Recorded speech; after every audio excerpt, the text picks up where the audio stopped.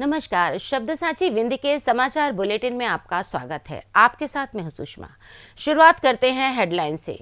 रीवा में रतन किराना स्टोर पर जीएसटी विभाग का बड़ा छापा, बड़ी टैक्स चोरी का संकेत। रीवा में नो पार्किंग में पूर्व एसडीओपी का छोड़ा वाहन, आम लोगों के कटे चालान। रीवा में लग्जरी कार में लगी अवैध वीआईपी लाइट जब्त, काटा भारी चालान। रीवा में 4 करोड़ के अमृत सरोवर सूखे, भ्रष्टाचार के लगे गंभीर आरोप। टीआरएस कॉलेज में रीवा में मनाया गया अंतर्राष्ट्रीय स्वयंसेवक दिवस। रीवा नगर निगम की लोक अदालत में मिलेगी सरचार्ज पर 100% तक की छूट। मऊगंज में ग्रामीणों ने तहसील के सामने सजाई चिता, शव रख कर किया चक्का जाम। मऊगंज में बलात्कार पीड़िता किशोरी की बिगड़ी हालत, अस्पताल में हुआ गर्भपात। सतना में भैंसों से भरा कंटेनर जब्त, यूपी ले जाते 3 तस्कर गिरफ्तार। सतना में डंपर की टक्कर से बाइक सवार की मौत। सीधी में प्राचार्य अभिमन्यु सिंह के ठिकानों पर ईओडब्ल्यू का छापा, करोड़ों की संपत्ति पर शिकंजा। सिंगरौली में राशन घोटाले को लेकर ग्रामीणों ने लगाया जाम, 4 महीने से नहीं मिला राशन। शहडोल में हुए सड़क हादसे में घायल युवक ने एसजीएमएच रीवा में तोड़ा दम। एमपी में कड़ाके की ठंड, रीवा का पारा 5.8 डिग्री पर लुढ़का। जादू देखा है, हम दिखाते हैं। आप सोचिए, हम बनाते हैं। अपने घर या ऑफिस को सजाएं मनपसंद डिजाइन के कस्टमाइज वॉलपेपर्स, ब्लाइंड्स, पेंटिंग्स और लेजर कटिंग से बनी आकर्षक चीजों से। आज ही कॉल कीजिए 7611125428, क्योंकि आपकी कल्पनाओं को पंख देना भी जरूरी है। अब खबरें विस्तार से। रीवा शहर के प्रमुख व्यापारी रतन किराना एंड पूजन सामग्री स्टोर पर शुक्रवार शाम करीब 4 बजे जीएसटी विभाग की एंटी इवेजन विंग ने अचानक छापेमारी की। कार्रवाई देर रात तक चलने का अनुमान है। बताया जा रहा है कि दुकानदार द्वारा भरे गए जीएसटी रिटर्न में दिखाया गया टर्नओवर वास्तविक बिक्री से बहुत कम था। कई गुप्त शिकायतें मिलने के बाद जीएसटी उपायुक्त उमेश त्रिपाठी के निर्देश पर टीम ने दुकान पर धावा बोल दिया। टीम ने स्टोर का पूरा स्टॉक, बिल बाउचर, खाता बही, कंप्यूटर, पेन ड्राइव और डिजिटल रिकॉर्ड जब्त कर लिए हैं।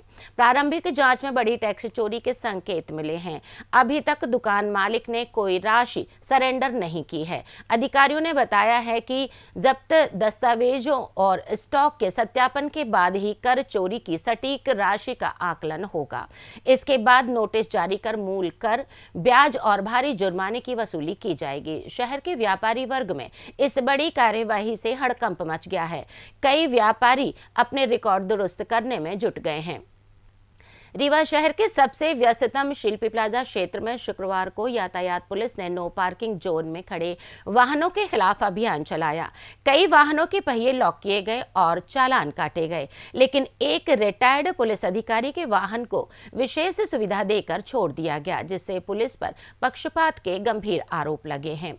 जानकारी के अनुसार कोतमा से पिछले साल रिटायर्ड हुए पूर्व एसडीओपी वीपी सिंह, जो रीवा के विभिन्न थानों में भी पदस्थ रह चुके हैं, उनका वाहन भी नो पार्किंग पर खड़ा था।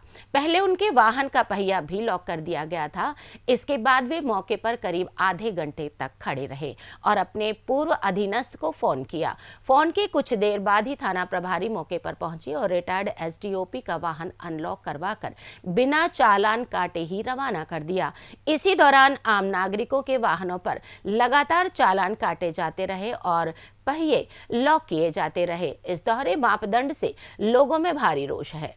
कानून सबके लिए बराबर होना चाहिए, फिर चाहे वह आम नागरिक हो या रिटायर्ड पुलिस अधिकारी। जब थाना प्रभारी अनिमा शर्मा से इस संबंध में पूछा गया तो उन्होंने कहा कि शिल्पी प्लाजा में किसी भी पुलिस अधिकारी, चाहे सर्विंग हो या रिटायर्ड, उनके वाहन पर कोई कार्यवाही नहीं की गई है। रीवा शहर में बेखौफ बढ़ रहे वीआईपी कल्चर पर यातायात पुलिस ने शुक्रवार को सख्ती दिखाई। मारतंड स्कूल रोड पर एक काले रंग की महंगी लग्जरी कार को रोका गया तो उसके बोनट और फ्रंट ग्रिल पर लाल नीली चमकती पुलिस जैसी वीआईपी लाइटें मिली। यातायात प्रभारी निरीक्षक संजय तिवारी के निर्देश पर मौके पर मौजूद पुलिसकर्मियों ने चालक से तुरंत लाइटें उतरवाई और सभी अवैध उपकरण जब्त किए। मोटर व्हीकल एक्ट की संबंधित धाराओं में भारी चालान भी काटा गया। इस दौरान कार मालिक ने रसूख दिखाते हुए पुलिस पर दबाव बनाने की कोशिश भी की, लेकिन यातायात पुलिस ने बिना किसी रियायत के पूरी कार्रवाई संपन्न की। यातायात पुलिस ने स्पष्ट किया कि लाल नीली बत्ती, हूटर और पुलिस या एम्बुलेंस जैसी कोई भी सायरन केवल अधिकृत सरकारी व आपातकालीन वाहनों को ही लगाने की अनुमति है। निजी वाहनों में इसका प्रयोग पूरी तरह गैर कानूनी है और इसके लिए 5,000 रुपए तक का जुर्माना तथा उपकरण जब्ती की कार्यवाही की जा सकती है। प्रधानमंत्री नरेंद्र मोदी के जल संरक्षण के आह्वान पर शुरू की गई महत्वाकांक्षी अमृत सरोवर योजना रीवा जिले में पूरी तरह फेल साबित हुई है। मनरेगा के तहत जिले में करीब 4 करोड़ रुपए खर्च कर बनाए गए 16 अमृत सरोवर इस वर्ष हुई भारी बारिश के बावजूद पूरी तरह सूखे पड़े हैं, जबकि जिले में अतिवृष्टि से किसानों की फसलें तक डूब गई हैं। लेकिन इन तालाबों में एक बूंद पानी तक नहीं ठहर सका। जांच में सामने आया है कि अधिकांश सरोवर घटिया निर्माण सामग्री का इस्तेमाल हुआ, काली मिट्टी डालने, गलत डिजाइन और मानकों की अनदेखी के चलते बारिश का सारा पानी या तो रिस गया या बह गया। कई सरोवर तो कागजों पर भव्य दिखाए गए हैं, जबकि मौके पर या तो अधूरे हैं या बने ही नहीं। स्थानीय लोगों और विपक्षी दलों ने योजना में बड़े स्तर पर भ्रष्टाचार का आरोप लगाया है। उनका कहना है कि अधिकारियों, ठेकेदारों की मिली भगत से करोड़ों रुपए का बंदर बांट हुआ है और जनता को धोखा दिया गया है। हैरानी की बात यह है कि अब इन सूखे पड़े सरोवर के जीर्णोद्धार के लिए फिर से करोड़ों रुपए का बजट स्वीकृत करने की तैयारी भी चल रही है। लोगों ने कड़ा विरोध जताते हुए मांग की है कि पहले पुरानी अनियमितताओं की उच्च स्तरीय जांच हो, दोषी अधिकारियों व ठेकेदारों पर सख्त कार्रवाई हो और तब ही नया बजट जारी किया जाए। टीआरएस कॉलेज रीवा के समाजशास्त्र विभाग में 5 दिसंबर को अंतर्राष्ट्रीय स्वयंसेवक दिवस बड़े उत्साह के साथ मनाया गया। कार्यक्रम का निर्देशन कॉलेज प्राचार्य डॉक्टर अर्पिता अवस्थी ने किया, जबकि संयोजन विभागाध्यक्ष प्रोफेसर अखिलेश शुक्ल ने किया। कार्यक्रम इस वर्ष की वैश्विक थीम हर योगदान मायने रखता है पर केंद्रित रहा। शुरुआत एमए प्रथम सेमेस्टर के छात्रों द्वारा नगरीय व ग्रामीण क्षेत्रों में किए गए सामाजिक सर्वेक्षण की रिपोर्ट प्रस्तुति से हुई। छात्रों ने शिक्षा, स्वास्थ्य, स्वच्छता, महिला सशक्तिकरण, पर्यावरण संरक्षण और युवा भागीदारी जैसे विषयों पर अपने शोध निष्कर्ष प्रस्तुत किए तथा ग्रामीण समुदायों की वास्तविक चुनौतियों को रेखांकित किया। प्राचार्य डॉक्टर अर्पिता अवस्थी ने कहा कि यह दिवस उन लाखों स्वयंसेवकों को सम्मान देने का अवसर है जो बिना किसी स्वार्थ के समाज में सकारात्मक बदलाव ला रहे हैं। उन्होंने बताया कि संयुक्त राष्ट्र ने 1985 में इस दिवस की शुरुआत की थी ताकि सामुदायिक सहभागिता को बढ़ावा मिले। विभागाध्यक्ष प्रोफेसर अखिलेश शुक्ल ने कहा कि स्वयं सेवा न केवल सेवा है बल्कि सहयोग और संवेदनशीलता की संस्कृति को मजबूती देती है। कार्यक्रम में doctor Mahanand Dwivedi, doctor Madhulika Srivastava, doctor Shaheda Siddiqui, doctor Farzana Bano, doctor Priyanka Pandey, doctor Nisha Singh एवं योगेश निगम सहित सभी संकाय सदस्य उपस्थित रहे।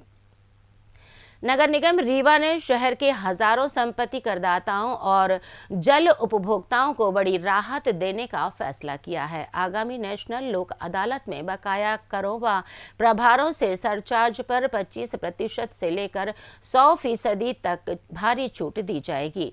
निगम अधिकारियों के अनुसार यह छूट लेने का नागरिकों के लिए अंतिम और सबसे बड़ा अवसर है। लोक अदालत का आयोजन शनिवार 13 दिसंबर को सुबह 10 बजे से शाम 6 बजे तक नगर निगम मुख्यालय में होगा, जहां संपत्ति कर, जल प्रभार तथा अन्य बकाया प्रभारों के सरचार्ज पर 25% से 100% तक की छूट मिलेगी, जबकि जल उपभोक्ता प्रभारों के सरचार्ज पर 50% से 100% तक की छूट दी जाएगी। यह छूट वित्तीय वर्ष 2024-25 तक की सभी बकाया राशि पर लागू होगी। निगम आयुक्त ने कहा कि जिन नागरिकों के ऊपर वर्षों से सरचार्ज लंबित है वे इस मौके का लाभ उठाकर एक मुश्त मूल राशि जमा कर भारी राहत प्राप्त कर सकते हैं। निगम ने सभी करदाताओं और उपभोक्ताओं से अपील की है कि वे अपने आवश्यक दस्तावेज साथ लेकर 13 दिसंबर को अवश्य पहुंचें और इस सुनहरे अवसर का लाभ उठाएं। मऊगन जिले की नईगढ़ी तहसील क्षेत्र के शिवराजपुर गांव में श्मशान भूमि पर कब्जे के कारण अंतिम संस्कार नहीं हो पाया। आक्रोशित ग्रामीणों ने शुक्रवार दोपहर उग्र प्रदर्शन किया। ग्रामीण 75 वर्षीय छत्रपाल साकेत का शव लेकर तहसील मुख्यालय के सामने सड़क पर पहुंचे और चक्का जाम कर दिया। साथ ही चिता की लकड़ियां भी लाकर तहसील परिसर में ही अंतिम संस्कार की तैयारी करने लगे। ग्रामीणों का आरोप है कि श्मशान के लिए चिन्हित सरकारी जमीन पर कुछ प्रभावशाली लोगों ने अवैध कब्जा कर रखा है। पिछले 2 महीने में यह तीसरी बार हुआ है जब अंतिम संस्कार में बाधा आई हो। बीती रात छत्रपाल साकेत का निधन होने पर परिजन जब शव लेकर श्मशान पहुंचे तो कब्जाधारियों ने विरोध किया, जिसके बाद ग्रामीणों का गुस्सा भड़क उठा। आक्रोशित ग्रामीणों ने शव को तहसील कार्यालय के ठीक सामने सड़क पर रख दिया और चिता की लकड़ियां गिराकर चक्का जाम शुरू कर दिया। नईगढ़ी मुख्य मार्ग पर घंटों तक यातायात ठप रहा तथा दोनों ओर से लंबी कतारें वाहनों की लग गईं। सूचना मिलते ही एसडीएम राजेश मेहता, थाना प्रभारी जगदीश सिंह ठाकुर तथा तहसीलदार सुनील द्विवेदी मौके पर पहुंचे। अधिकारियों ने ग्रामीणों को समझाइश दी और श्मशान भूमि की समस्या का स्थायी समाधान करने का आश्वासन दिया। काफी मशक्कत के बाद ग्रामीण शव लेकर वापस लौटे, लेकिन चेतावनी दी कि यदि जल्द नई श्मशान भूमि आवंटित नहीं होगी तो फिर बड़ा आंदोलन किया जाएगा। मऊगन जिले के लौर थाना क्षेत्र की एक नाबालिग किशोरी के साथ बलात्कार का मामला अब और गंभीर हो गया है। पीड़िता की हालत पिछले कई दिनों से बिगड़ रही थी, जिसके चलते परिजनों ने उसे एसजीएमएच में भर्ती कराया, जहां डॉक्टर्स के परीक्षण में किशोरी गर्भवती पाई गई और उपचार के दौरान उसका गर्भपात हो गया।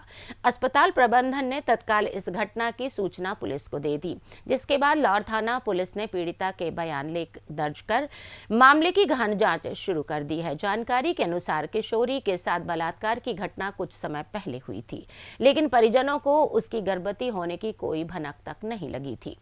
पिछले कुछ दिनों से उसे बार बार झटके आ रहे थे, जिसे परिजनों ने बीमारी समझकर शुक्रवार को हालत बिगड़ने पर उसे एसजीएमएच रीवा लाया, जहां डॉक्टर ने प्रारंभिक जांच में गर्भावस्था का पता लगाया और तुरंत उसे स्त्री रोग विभाग में शिफ्ट कर दिया।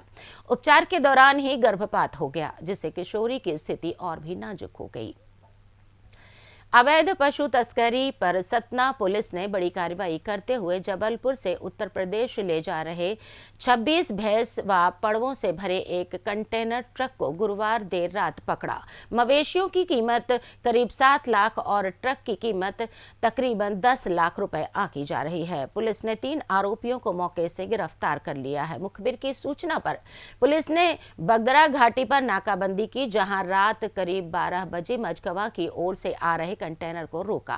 तलाशी में उसमें 26 मवेशी क्रूरतापूर्वक ठूंसे मिले। गिरफ्तार आरोपियों में मोहम्मद अयाज, मोहम्मद शाहनवाज और मोहम्मद नदीम शामिल हैं। तीनों के पास ना तो पशुओं की खरीद बिक्री के वैध दस्तावेज थे और ना ही परिवहन की अनुमति। पुलिस ने तुरंत मवेशियों व ट्रक को जब्त कर लिया है। आरोपियों के खिलाफ भारतीय पशु क्रूरता निवारण अधिनियम, मोटर वाहन अधिनियम और मध्य प्रदेश गौवंश वध प्रतिषेध अधिनियम की संबंधित धाराओं में मामला दर्ज कर लिया गया है। प्रारंभिक पूछताछ में पता चला है कि मवेशी जबलपुर और आसपास के क्षेत्रों से खरीदे गए थे और इन्हें उत्तर प्रदेश ले जाया जा रहा था। पुलिस अब पूरे गिरोह, खरीद फरोख्त करने वाले व्यापारियों और अन्य संलिप्त लोगों की तलाश कर रही है। जब्त मवेशियों को स्थानीय गौशाला भेज दिया गया है और जांच जारी है। सतना जिले के कृपालपुर के पास गुरुवार देर रात भीषण हादसे में गंभीर रूप से घायल बाइक सवार प्रकाश बेदी निवासी भारत नगर थाना कोलगवां की शुक्रवार सुबह संजय गांधी अस्पताल रीवा में इलाज के दौरान मौत हो गई। परिजनों ने बताया कि प्रकाश बेदी बाइक से माधवगढ़ जा रहे थे। इसी दौरान पीछे से तेज रफ्तार आ रहे डंपर ने उनकी बाइक को जोरदार टक्कर मार दी। हादसे में वे गंभीर रूप से घायल हो गए, जिन्हें जिला चिकित्सालय सतना लाया गया, जहां से डॉक्टर्स ने गंभीर हालत को देखते हुए रीवा रेफर कर दिया, जहां उपचार के दौरान उनकी मौत हो गई। पुलिस ने शव को पोस्टमार्टम कराकर परिजनों को सौंप दिया है। आर्थिक अपराध अन्वेषण ब्यूरो की रीवा यूनिट ने शुक्रवार तड़के बड़ी कार्रवाई करते हुए शासकीय उत्कृष्ट उच्चतर माध्यमिक विद्यालय के प्राचार्य अभिमन्यु सिंह चौहान के 3 ठिकानों पर एक साथ छापेमारी की। करीब 50 सदस्यीय टीम ने सुबह 5 बजे से अमिलिया क्षेत्र की ऊंची हवेली, पैतृक गांव मड़वास स्थित पुस्तैनी मकान और कुसमी क्षेत्र की संपत्तियों पर दबिश दी। जैसे ही ईओडब्ल्यू की 13 सदस्यीय टीम ने अमिलिया स्थित हवेली का दरवाजा खटखटाया, स्वयं प्राचार्य अभिमन्यु सिंह ने दरवाजा खोला। इसके बाद टीम ने घर के अंदर तलाशी शुरू कर दी। इसी समय अन्य 2 ठिकानों पर भी अलग अलग टीमें पहुंचकर छापेमारी करने लगी। पूरे अभियान में सीधी जिला पुलिस बल ने सुरक्षा घेरा बनाया हुआ है। ईओडब्ल्यू के प्रभारी निरीक्षक हरीश त्रिपाठी के मुताबिक यह कार्रवाई 2 माह पहले रीवा ईओडब्ल्यू में दर्ज आय से अधिक संपत्ति की शिकायत पर की जा रही है। प्रारंभिक जांच में प्राचार्य के खिलाफ लगे आरोप सही पाए गए, जिसके बाद कोर्ट की अनुमति लेकर यह व्यापक छापेमारी शुरू की गई है। टीम अब तक लग्जरी वाहनों के कागजात, बैंक खातों की पासबुक, प्रॉपर्टी दस्तावेज, डिजिटल डिवाइस और कई संदिग्ध रिकॉर्ड जब्त कर चुकी है। निरीक्षक त्रिपाठी ने कहा कि तलाशी अभी जारी है। कई महत्वपूर्ण दस्तावेज हाथ लगे हैं। सभी ठिकानों पर टीम देर रात तक काम करेगी। संपत्ति का मूल्यांकन होने के बाद ही कुल राशि का आंकड़ा सामने आएगा।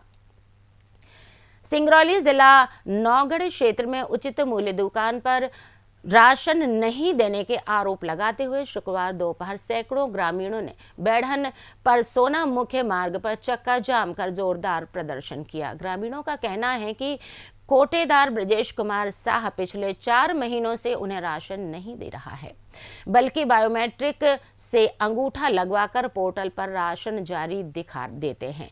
आक्रोशित ग्रामीणों ने सड़क पर टायर जलाए और नारेबाजी की। करीब 2 घंटे तक चले जाम से दोनों तरफ वाहनों की लंबी कतार लग गई। सूचना मिलते ही तहसीलदार सविता यादव, टीआई अशोक सिंह परिहार, उपनिरीक्षक उदय चंद्र करिहार व खुटार चौकी प्रभारी शीतला यादव भारी पुलिस बल के साथ मौके पर पहुंचे और ग्रामीणों को समझा बुझाकर जाम खुलवाया। प्रशासन के आश्वासन के बाद ग्रामीणों ने प्रदर्शन समाप्त कर दिया, लेकिन चेतावनी दी है कि जल्द समस्या का समाधान नहीं हुआ तो बड़ा आंदोलन किया जाएगा। इस घटना ने एक बार फिर जिले में राशन वितरण व्यवस्था और निगरानी पर गंभीर सवाल खड़े कर दिए गए हैं।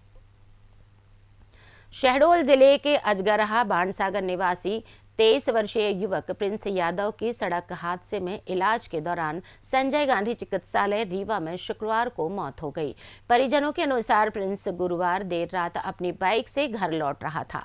रास्ते में किसी अज्ञात वाहन ने उसे जोरदार टक्कर मार दी। हादसे में वह गंभीर रूप से घायल हो गया। आनन फानन में परिजन उसे पहले स्थानीय अस्पताल ले गए, फिर बेहतर इलाज के लिए रीवा स्थित संजय गांधी अस्पताल ले आए, जहां डॉक्टर्स ने तुरंत भर्ती कर इलाज शुरू किया, लेकिन अंदरूनी चोटें इतनी गंभीर थीं कि शुक्रवार सुबह उसने दम तोड़ दिया।